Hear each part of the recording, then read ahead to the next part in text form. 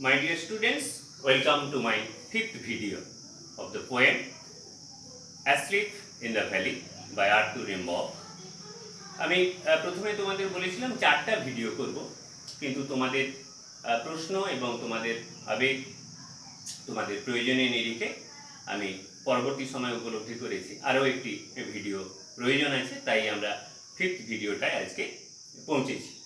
এবং আমি বিশ্বাস করি আমাদের তোমাদের এবং আমার প্রয়োজনের নিরিখে আমরা এই সংখ্যার মধ্যে আটকে থাকবো না, আমরা প্রয়োজন মতো এগোবো বা পিছবো। যাই হোক, তোমরা অনেকেই প্রশ্ন নিয়ে আমাকে প্রশ্ন করেছো বিভিন্নভাবে। কবিতা পড়তে গেলে নিশ্চিতভাবে প্রশ্ন তো অবশ্যই গুরুত্বপূর্ণ, তবে প্রথমেই বলে নেওয়া ভালো, এই মাধ্যমে প্রশ্ন উত্তর গতানুগতিকভাবে আমরা যেভাবে করি সেটা তো করা খুব একটা সম্ভব না। তাও যদি পরবর্তীকালে সময় সুযোগ থাকে বা আমরা পদ্ধতি বার করতে পারি, নিশ্চয়ই সেই ব্যাপারেও আমরা ভাবনা চিন্তা করব। আর প্রশ্নের ব্যাপারে আমি ক্লাসে যে সমস্ত কথা বলি একই কথা এখানে বলবো, যে তোমরা প্রথমে কবিতাটির এমসিকিউ এবং এসএকিউর উপর জোর দেবে। এই প্রশ্নগুলো করতে পারলে কবিতার সমস্ত বোধ, সমস্ত ভাবনাটা পরিষ্কার থাকবে, তাহলে দেখবে লং কোশ্চেনগুলোর আনসার করতেও সুবিধা হবে।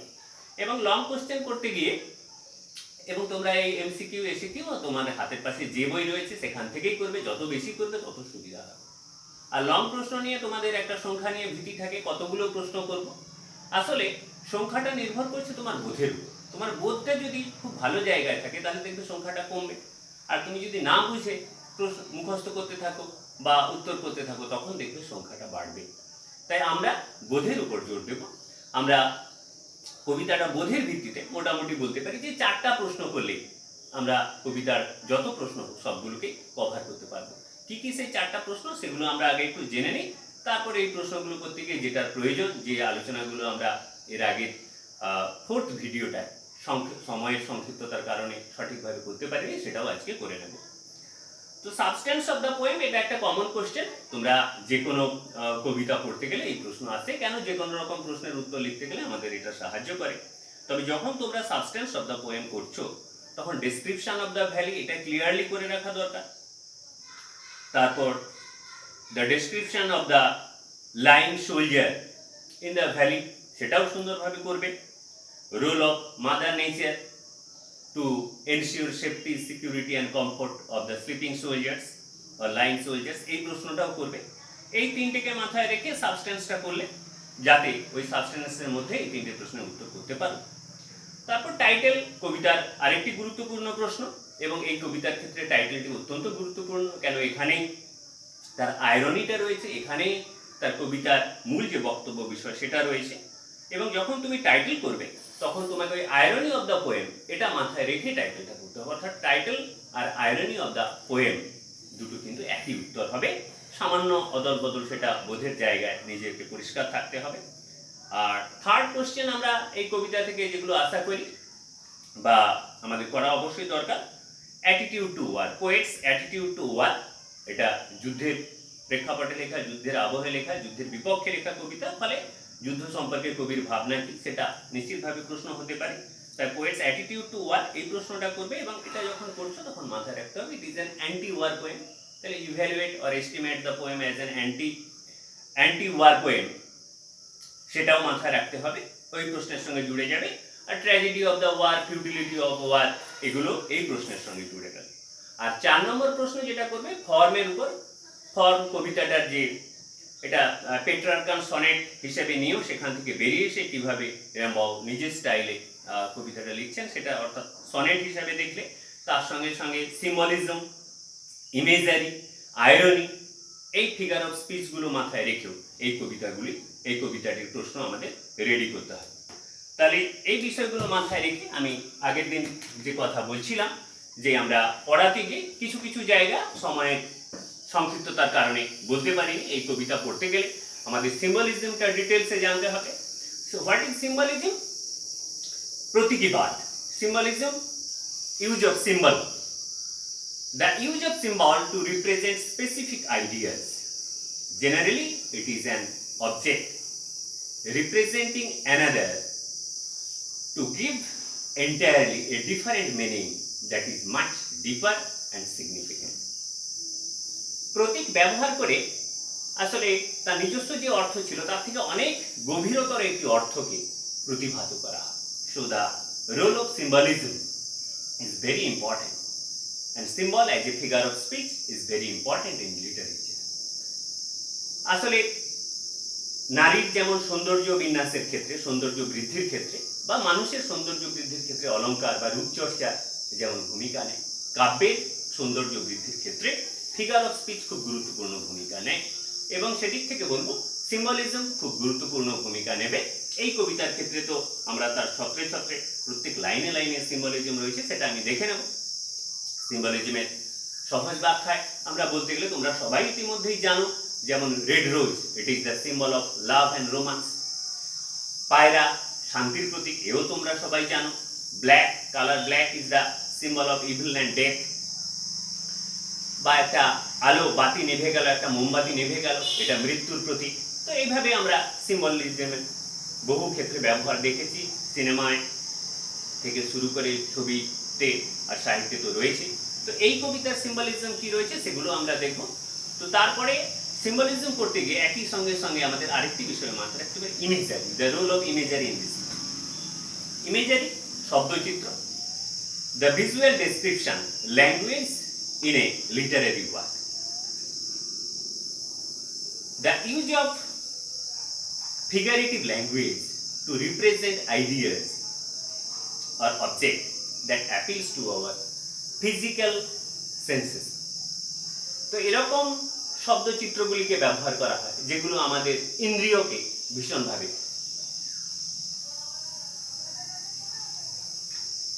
ভীষণভাবে বলবো টাচ করে। তো ইমেজারি আর সিম্বলিজম দুজনে কিন্তু পাশাপাশি চলে, because the images have deeper symbolic significance. ফলে আমরা যখন সিম্বলিজম কবিতাটার ক্ষেত্রে দেখছি তখন একইভাবে ইমেজারিগুলো দেখে যাব। এবং আমি আগেই বলেছিলাম যে এই কবিতাটি একটি কবিতা না, এটা একটা ছবিও বলতে পারি। তো যে কবিতাটা ছবি, তো সেখানে ইমেজারির একটা বিরাট ভূমিকা থাকবে। তাহলে আমরা খুব সংক্ষেপে দেখে নেব এই কবিতার মধ্যে সিম্বলিজম আর ইমেজারি কিভাবে রয়েছে। প্রথমেই দেখো, এ স্মল গ্রিন ভ্যালি, ছোট্ট যে উপত্যকাটা, this green valley symbolizes life. This green valley is the symbol of life, it is the symbol of energy, it is the symbol of motion, it is the symbol of movement, it is the symbol of beauty. তো এই উপত্যকাটি সৌন্দর্যের প্রতীক, জীবনের প্রতীক। তারপরের পার্টে আমরা কি দেখবো, a slow stream, the slow stream, ওই যে ধীর গতিতে বয়ে চলা নদীটা, slow stream, it is the symbol of movement of life, the motion of life that remain intact or unchanged because of the war or because of any natural calamities or because of the happenings of the world. জীবনের যে প্রবাহমানতা, সে চারপাশের সমস্ত কিছু দ্বারা খানিকটা প্রভাবিত হলেও সবটা প্রভাবিত হয় না, সে নিজের গতিতেই চলে। আমরা আলোচনা যেখানে শুরু করেছিলাম এই কোভিড-19 যে প্যান্ডেমিক স্প্রেড, এর মধ্যেও দাঁড়িয়ে আমরা দেখব জীবন কিন্তু নিজের গতিতে এগিয়ে চলছে। আমরা খাচ্ছি, আমরা ঘুমোচ্ছি, আমরা আমাদের আরো যে প্রয়োজনীয় কাজগুলো সেগুলো করছি। তো এই স্লো স্ট্রিম এটাও জীবনের প্রবাহমানতাকে এখানে সিম্বলাইজ করছে, নির্দিষ্টভাবে বলার চেষ্টা করছে। পরের পার্টে আমরা দেখব লং স্ট্র্যান্ডস অফ সিলভার, ওই রূপলি যে ছোপগুলো, রূপলি দাগগুলো, এটা কি সিম্বল বলতে চাইছে? Actually the long strands of silver is the mark of our activities on the way of life. আমরা জীবনের পথ ধরে যে এগিয়ে চলেছি, সেখানে চারপাশে আমরা কি দাগগুলো রেখে যাচ্ছি সেই দিকটি প্রতীয়মান করে। কি দাগ রাখছি আমরা? সোনালি দাগ রেখে যাচ্ছি জীবনে চলার পথে দুপাশে, না রূপলি দাগ রাখছি, না কালো দাগ রাখছি? সেটা আমার উপর নির্ভর করছে, সেটা তোমার উপর নির্ভর করছে। তুমি যদি ভালো কিছু কাজ করো তাহলে তোমার জীবনের ইতিহাস স্বর্ণাক্ষরে লেখা থাকবে, চারপাশের মানুষজনের উপর সোনালি দাগ পড়বে, সোনালি ছাপ পড়বে। আর আমি যদি বা তোমরা কেউ যদি খারাপ কিছু কাজ করে ফেলে, কালো দাগ পড়বে। নদীর জলের উপর যদি কালো জল হয়, কালো দাগ থাকবে। আমি বলেছিলাম রূপলি জল হলে, রূপলি রং হলে রূপলি দাগ থাকবে, সোনালি রঙের হলে সোনালি দাগ থাকবে। তো জীবনের চলার পথে তুমি যদি ভালো কিছু কাজ করতে পারো, রূপলি কাজ করতে পারো, সোনালি কাজ করতে পারো, সেই দাগ থেকে যাবে। আর কালো কিছু করতে থাকলে কালো দাগ থাকবে। আমরা আশা করব সবাই তোমরা জীবনের চলার পথে এমন কাজ করবে যাতে দুপাশে রূপলি দাগ অনেক থেকে যায়। তারপর পরের পার্টে আমরা চলে আসি, দ্য সানস রে, সূর্যের আলো, সূর্যের যে ছটা, এ তো প্রাণের প্রতীক। আলো পৃথিবীর সমস্ত চালিকা শক্তি, সমস্ত প্রাণ শক্তির আধার সূর্য। তাহলে সিম্বলিক্যালি আমরা বলবো যে সূর্যই হচ্ছে প্রাণের প্রতীক, তার আলোই হচ্ছে প্রাণের প্রতীক। ফিলস দ্য হলো ফুল অফ লাইট, পুরো উপত্যকাটাকে আলোয় ভরে দিয়েছে। তো এখানে উপত্যকা শুধু ওই উপত্যকার মধ্যে না দাঁড়িয়ে সিম্বলিক্যালি আমরা বলবো সারা পৃথিবীটাকে যদি একটা উপত্যকা ধরে নিই, তাহলে দেখবো যে সূর্যের আলো তাকে আলোয় আলোকিত করেছে, তাকে আরো বেশি প্রাণবন্ত করেছে, আরো বেশি প্রাণময় করেছে। তবে আয়রনিক্যালি এই লাইনটা যেমন সিম্বলিক সিগনিফিকেন্স রয়েছে, আবার এর আয়রনিক সিগনিফিকেন্সও রয়েছে, যে পৃথিবীর সমস্ত অন্ধকার কি সূর্যের আলো দূর করতে পেরেছে? যুদ্ধবাজদের যে মূঢ়তা, ওয়ারমঙ্গার্সদের যে ক্রুয়েলটি, বা দারিদ্র্যের অন্ধকার, অশিক্ষার অন্ধকার, তাকে কি আলো দূর করতে পারছে? বোধহয় পারেনি। সেই আয়রনিও আমরা এই লাইনের মধ্যে দেখব। এ সোলজার ভেরি ইয়াং, পরের সিম্বলটা দেখো, এই young soldier. So young soldier represents the youth, the vivacity, the unfulfilled dreams, the aspiration, the activities for the need of the society. তবে সেটাও সিম্বলিক্যালি কথা বললেও আমরা যখন আয়রনিক্যালি দেখব, তখন দেখব যে এই যুবক সৈনিকটির তার সমস্ত ড্রিমস, তার wishes remain unfulfilled. He is an untimely victim of the devastating war. তারপরে যে ওপেন মাউথ, এই প্রতীকটিও বলবো, এটা আমি পড়ানোর সময় বলে গিয়েছিলাম যে খুব বিধ্বস্ত হলেও হতে পারে, তবে তার থেকে বেশি পরের মানেটা গুরুত্বপূর্ণ। মৃত্যুর সময় মানুষের মুখ যে হাঁ হয়ে যায়, সেই প্রতীকই এখানে প্রতিভাত হচ্ছে। এ পিলো মেড অফ ফার্ন, ফার্নের তৈরি বালিশ। তো এই প্রতীক প্রকৃতির যে বেনাভোলেন্ট রূপ, mother nature is playing the role of a benevolent mother. She is very much careful about the safety and security of his son. তার ভুবন্ত সন্তানের যত্নের ব্যাপারে অত্যন্ত যত্নশীল, যেমন করে মা যত্ন করে, এখানে প্রকৃতি মাকেও দেখছি যত্ন করছে। স্লিপ, আরেকটি বলবো প্রতীক। স্লিপ, ঘুমের দুটো রূপ রয়েছে, আমরা সে কথা আগেও বলেছিলাম। একটি হচ্ছে নিদ্রা, আরেকটি হচ্ছে চিরনিদ্রা।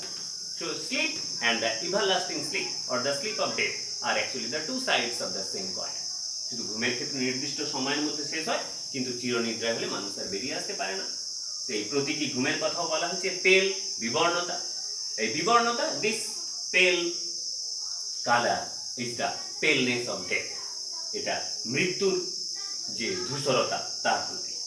ঠিক একইভাবে ফিট অ্যামাং দ্য ফ্লাওয়ার্স, ওই ঘুমিয়ে থাকা সৈনিকটির, পরে আমরা যাকে জানবো মৃত সৈনিকটির পাগুলোর পাশে ফুল রয়েছে। এই ফুল ও প্রতীকী কিসের প্রতীক? আমরা শেষ যাত্রায় দেখি প্রিয়জনরা তার শ্রদ্ধার মানুষটিকে ফুল দিয়ে, মালা দিয়ে শেষ শ্রদ্ধা আমরা জানাই। Our homage to a departing soul, departing celebrity যেভাবে জানাই, ঠিক এখানে আমরা দেখছি প্রকৃতি মা ফুল দিয়ে এই মৃত সৈনিকের, আমরা পরে যেটা জানবো যে সৈনিক মারা গেছে, সেই মৃত সৈনিককে তার শ্রেষ্ঠ শ্রদ্ধা জানাচ্ছে। এটা যেমন সিম্বলিক, আবার একই সঙ্গে সঙ্গে আয়রনিক্যাল। কেন? আমরা দেখব যে সমস্ত মানুষজন, সারা পৃথিবী কিন্তু এই মৃত সৈনিকটির থেকে মুখ ফিরিয়ে নিয়েছে। কেউ তার মৃত্যু নিয়ে চিন্তা করছে না, কেউ তার প্রতি অনুশোচনা, দুঃখ প্রকাশ করার কেউ নেই। কিন্তু প্রকৃতি মা ভুলে যাননি, তিনি তার নিজের কাজটা করে যাচ্ছেন। আর তারপরের পার্টি স্লিপসের কথা আমি আগে বলেছি, his mind is like an infant. তাহলে শিশুর সারল্য, শিশুর যে হাসি, এ কথা বলেছি। শিশু অবদ্ধ, শিশু নিষ্পাপ, শিশু হচ্ছে ঈশ্বরের দ্বিতীয় রূপ, তাই শিশুর সঙ্গে কারো শত্রুতা থাকে না।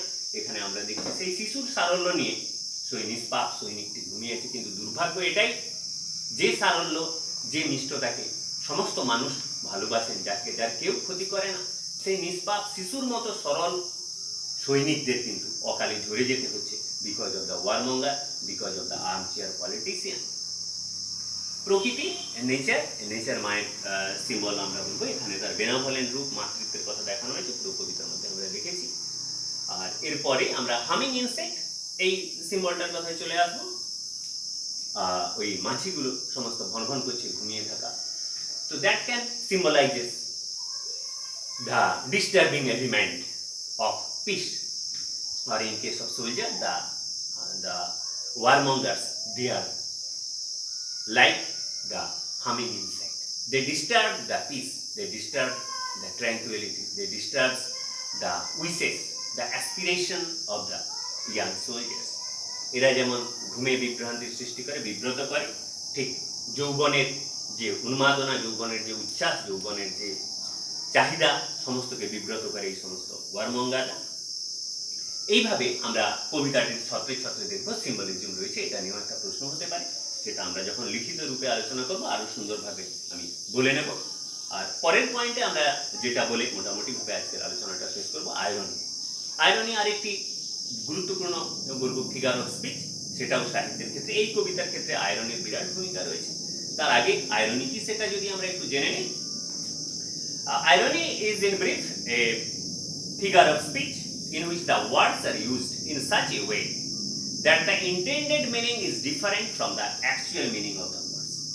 আমরা দেখব যে তার প্রকৃত অর্থ থেকে যে অর্থটা কবি বা লেখক বোঝাতে চেয়েছেন সেটা আরো গভীরতর। উদাহরণস্বরূপ আমরা আগে বাইর থেকে একটা বলে নিই, তারপরে আসবো কবিতার প্রসঙ্গে আসবো।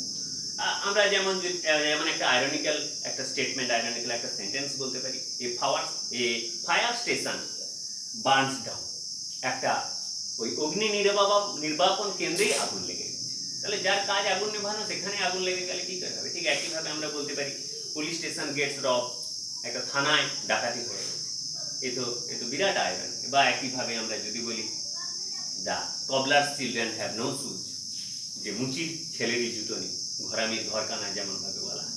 তো এই কবিতার ক্ষেত্রে আয়রনিটা কিভাবে ব্যবহার করা হয়েছে আমি বলেছিলাম প্রথম থেকে, যেটা একটা যুদ্ধের কবিতা, কিন্তু দেখো সরাসরি যুদ্ধের বিপক্ষে আক্রমণ বিশেষ কিছু নেই। তাহলে কিভাবে উনি করলেন? উনি খুব সুন্দরভাবে তার টাইটেল দিয়ে শুরু করলেন আয়রনিটা। প্রথমে যদি দেখি অ্যাসলিপ ইন দ্য ভ্যালি, উপত্যকায় ঘুমিয়ে আছে ঘুমন্ত সৈনিকটি। কোন ঘুমে ঘুমন্ত? এই প্রশ্ন আমাদের মনে প্রথম থেকে তৈরি হবে। প্রথম দিকটা আমরা ভাববো, যেমন করে ভাবি যে অমনি ঘুমিয়ে আছে, কিন্তু যখন কবিতার শেষে আমরা পৌঁছাবো, we will be shocked to know that the soldier is a helpless victim of war, he is in his everlasting sleep. ঠিক একইভাবে আমরা দেখব যে কবিতার আয়রনি এখান থেকে শুরু হলেও তারপর সমস্ত সেই উপত্যকার যে সবুজের রূপ, তার নদীর প্রবাহমানতা, তার যে সূর্যের আলো পুরো উপত্যকার সমস্ত অন্ধকার দূর করে দিয়েছে। তারপর দেখলাম কিভাবে ফুল তাকে যত্ন করছে, কিভাবে ফার্ন তার যত্ন করেছে, কিভাবে হেভি আন্ডারগ্রোথ ওই প্রকৃতি মা এই সৈনিকটির ঘুমকে সুনিশ্চিত করার চেষ্টা করছেন, কিন্তু সমস্ত রোমান্টিসিজম, সমস্ত কল্পনাকে এক লহমায় শেষের দিকে এসে ধ্বংস করে দিল। কোথায় নষ্ট করে দিল? In his sides there are two red holes, দুটো লাল গর্ত। দিস ইজ আইরনিক্যাল যে these two red holes are actually the wounds of bullet injury. So this is definitely very ironical poem. What is the purpose of the poetry is perfectly fulfilled by the perfect use of symbolism and irony. এই কথা বলে আমরা 5th ভিডিওটা শেষ করলাম। আবার পরের কবিতায় তোমাদের সঙ্গে আবার দেখা হবে। পরের কবিতা আমরা শেক্সপিয়ারের সনেট, তোমাদের এর পরের যে কবিতাটা রয়েছে সেটা নিয়ে আমরা পরের